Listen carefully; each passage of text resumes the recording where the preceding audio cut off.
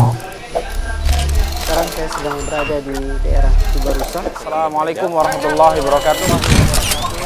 Sedang berada di kampung Jarget. Kami atas nama pemerintah. Assalamualaikum warahmatullahi wabarakatuh.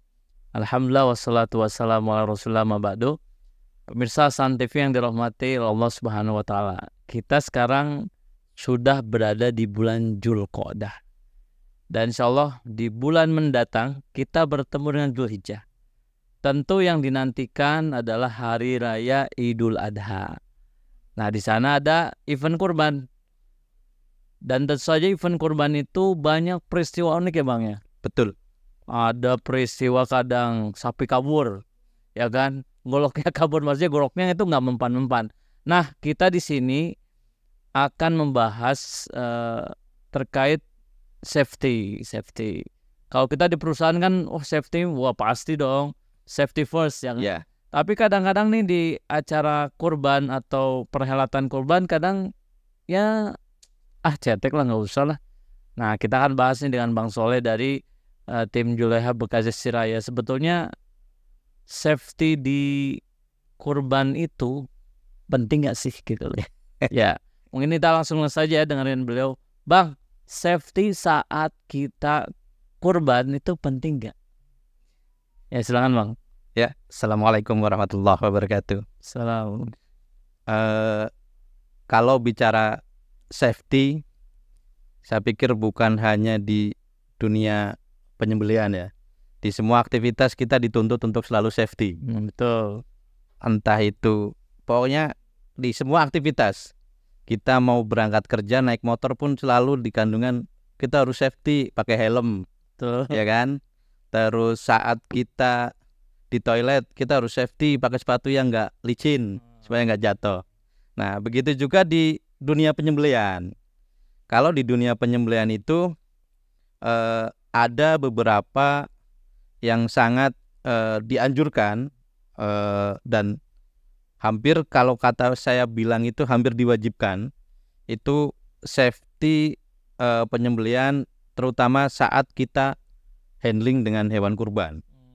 Karena kalau di kita terutama di juru sembelih Bekasi Raya itu selalu diedukasi bahwa kita bersinggungan dengan hewan yang notabene mereka itu tidak terdidik safety. Betul. Jadi aktivitas mereka kan tidak bisa kita kendalikan secara naluri kan. Mereka istilahnya mereka emang nggak berakal lah. ya secara gak langsung kan.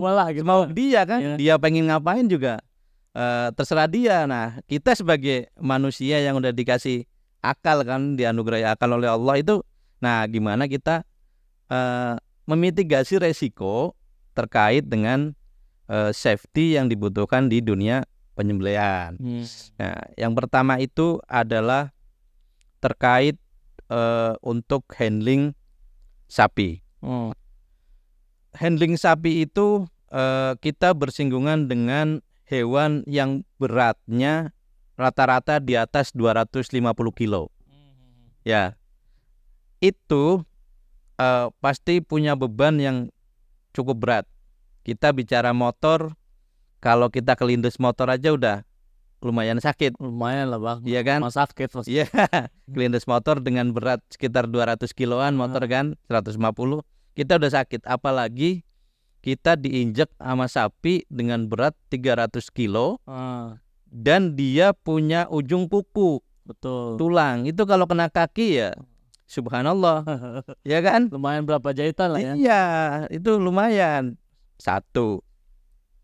Yang kedua, resiko untuk ditendang. Karena ada beberapa sapi yang memang punya karakter, dia akan nendang, ya kan, akan nyepak ke belakang maupun ke samping. Nah, itu juga perlu diperhatikan.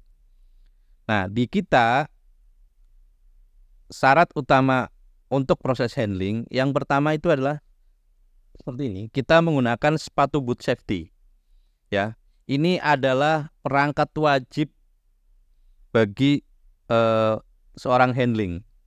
Satu, dia memang didesain untuk tahan terhadap injakan. Jadi kalaupun kita handling, sapinya nginjek, insya Allah Kalaupun cedera tapi tidak cedera sampai fatal.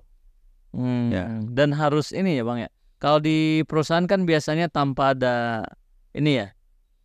Apa harus begini, atau kalau misalnya hanya setengah dari betis boleh nggak gitu? Nggak.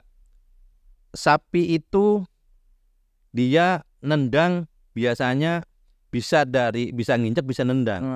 Makanya kenapa kita harus menggunakan yang panjang itu saat dia ketendang pun kita masih ada penghalang. Makanya kita dianjurkan menggunakan safety boot, bukan sepatu safety. Ya, maksudnya gitu kan. Ya. Berarti ada bedanya tuh. Betul. Kalau di perusahaan mungkin cukup dengan safety shoes. Ya, safety shoes. Ya, tapi kalau di dunia penyembelihan itu yang distandarkan menurut SKKNI itu adalah safety boot. Safety boot. Ya, jadi kita bisa melindungi sampai betis. Jadi kalau sapinya ke betis masih lumayan insya Allah lah, masih ada kejaga, peredam gitu. Ada peredam, ya. Jadi terutama adalah safety boot. Jadi ini meminimalisir resiko keinjak, ketendang di area tis. Yang kedua, dia BH-nya bawahnya karet. Jadi dia anti slip. Anti slip ya. Ya, kita kan bekerja di area yang satu banyak lemak, banyak darah.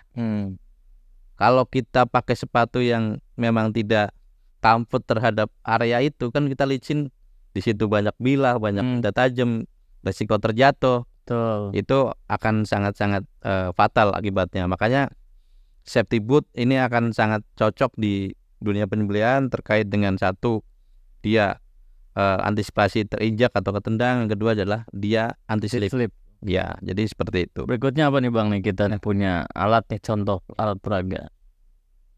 Terus untuk di dunia penyembelihan yang sangat fatal adalah resiko tersayat. Oh ya. Ya, kita kan namanya dunia menyembelih pasti bersinggungan dengan benda-benda yang tajam. Tajamnya bukan tajam umum. Tajamnya adalah tajam yang ekstrim. Ekstrim ya. Iya, tajamnya ekstrim yang kita memang diajarkan untuk tajamkan pisau setajam-tajamnya supaya untuk mengurangi rasa sakit kepada hewan. Kita kan disuruh berbuat ihsan kepada hewan. Nah, makanya kita juga menyiapkan alat sembelih yang sebenar-benarnya tajam. Ya, khususon berarti ini. Iya, khususon, bukan tajam pisau dapur di rumah, jenis bawah. Ya, ini betul. tajamnya tajam yang kita memang kalau tempel kegesek sedikit aja udah pasti terluka kan. Nah, untuk itu resiko yang terbesar dan sering terjadi di beberapa event karena ketidaktahuan, kurangnya edukasi mereka saat nyembelih, sapinya berontak, golok gak terkendali, akhirnya kena tangan. Ya, seperti itu. Nah, di kita dianjurkan, bahkan kalau bilang semi wajib untuk menggunakan sarung tangan anti sayat. Nah, di kita ada beberapa macam, tapi ada minimumnya adalah sarung tangan anti sayat yang level 5 yang seperti ini. Jadi di sini ada anti cut level 5. Oh, anti cut level 5. Ya, itu diminimumkan ini. Jadi ini adalah sarung tangan anti sayat yang memang dia tahan terhadap sayatan ringan. Jadi kalau kita contoh lagi megangin leher, terus temennya nyembelih, sapinya berontak, dia kesenggol ataupun kesayat ringan, dia masih tahan. Masih tahan ya? Ya, dia masih tahan karena ini bukan didesain untuk sayatan berat. Kalau ini sengaja diiris ya pasti tembus. Masih tembus ya? Ya, tapi kalau cuman kesenggol ataupun ke sayat ringan, insya Allah dia masih tahan. Nah, ini untuk penyembelih, terus untuk yang megang kepala, terus untuk yang megangin leher, ini kalau di kita saya bilang sih wajib menggunakan ini. Karena resikonya sangat tinggi. Kita bicara golok sembelih, kita semua tahu lah ya, betul, ketajamannya seperti apa. Jadi ini minimum, karena ini juga harganya juga low price ya. Jadi insya Allah andai kata kepanitiaan mau membeli juga tidak menguras kantong gitu loh. Karena ini harganya juga masih di bawah 100.000. Nah, berikutnya yang berikutnya ini adalah sama sarung tangan, cuman ini dari rajutan stainless. lebih ini Ya, ini lebih comfort Maksimal lagi kayaknya ya. ya. Ini namanya memang maksimal banget. Harganya juga maksimal. Iya, kelihatan. Ya. Ini memang sangat cocok terhadap terutama untuk para eksekutor dan megang leher menggunakan ini. Tapi kalau untuk penyembelih biasanya hanya dipakai di tangan kiri. Kalau Tangannya aja. menyembelih tangan kiri aja yang pakai. Karena kalau tangan kanan ini agak susah untuk nanti Kaku dia- gue ya. Iya kaku. Jadi untuk megang golok juga agak susah. Nggak Jadi nyaman ya, nggak nyaman. Jadi Tapi kalau itu masih oke lah ya. ya kalau ini bisa dipakai dua-duanya. Bisa Karena pakai dua-duanya. karena ini Bahannya kayaknya lentur. ya dia lentur, Oh, tapi iya. dia serat benang yang ada benang di dalamnya itu dia memang udah anti cut. Oke. Ya kalau ini dia karena besi, secara kenyamanan memang kurang nyaman, tapi secara proteksi keamanannya Ya betul, itu maksimal. maksimal. Iya, cuman bedanya kurang nyaman aja. Tapi kalau kita bicara proteksi safety untuk keamanannya ini paling aman. Wah, lebih maksimal lah ya. Iya, ini mau digesek-gesek kayak apapun juga Lebih insya Allah masih kuat. Nah, terus yang ketiga ini safety untuk handling terutama yang megang tambang. tambang ya. Iya. Saat merobohan sapi berarti. Saat perobohan sapi kita selalu kalau di kita itu selalu memfasilitasi teman-teman yang handling itu dengan sarung tangan yang selama dia tidak bersinggungan dengan benda tajam ya, itu sarung tangan anti slip. Oh, jadi hanya anti slip aja ya. Ya, dia anti slip saja tapi tidak anti cut. Tujuannya adalah saat tambang dalam kondisi tegang, saat berlawanan dengan sapi, itu kulit kita kadang nggak bisa tahan. Nahan tambang tegang itu kulit kita kan tipis. Betul. Dan kita kadang-kadang licin, kena darah segala macam, itu bisa terluka.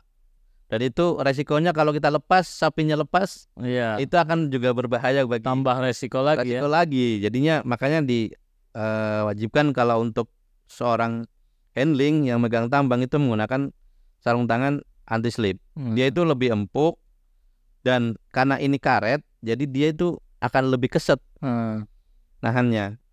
Jadi mencengkram lah ya. Iya mencengkram. Jadi seperti itu safety-nya terhadap untuk handling kita menggunakan sarung tangan anti cut. Selanjutnya adalah penggunaan tali. Jadi kita banyak ya lihat di beberapa event sapi yang talinya putus. Akhirnya resiko kecelakaannya besar, sapi ngamuk dan segala macam kan. Karena memang dari kepanitiaan tidak memitigasi resiko terkait penggunaan tali yang sesuai standar gitu loh.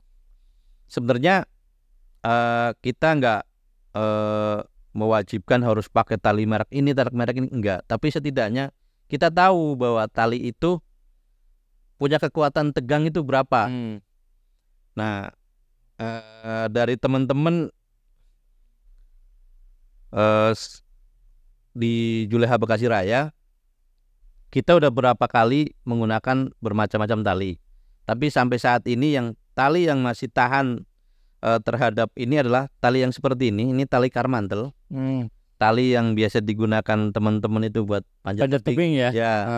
Nah, ini kan kita bisa searching nih di Google ataupun di manapun, kita tahu bahwa tali ini dia tahan terhadap tegangan beban berapa kilogram. Iya. Nah, dengan diameter 10 mili kita tahu bahwa ini dia tahan sampai 2,5 ton.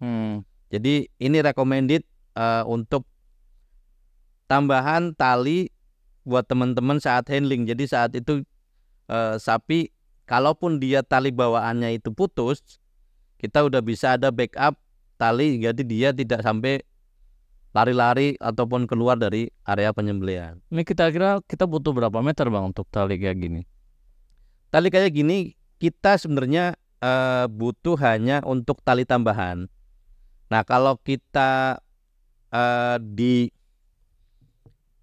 handlingnya itu kita menggunakan proses simpul, kita butuh 10 meter yang untuk simpul, sama nanti 10 meter dipotong-potong untuk tali tambahan tapuk Oh, tapuku Ya, tali betul. keluh tambahan itu 4 meter. 4 meter saja. Ya, itu aja yang dibutuhkan. Nanti kalau tali ikat kaki bisa menggunakan tali yang lain, karena kalau tali kaki kan tidak dibutuhkan sampai harus Harus kencang, harus kencang dan kualitas, tarikan iya, ya. bukan kualitas harus yang prima, itu enggak.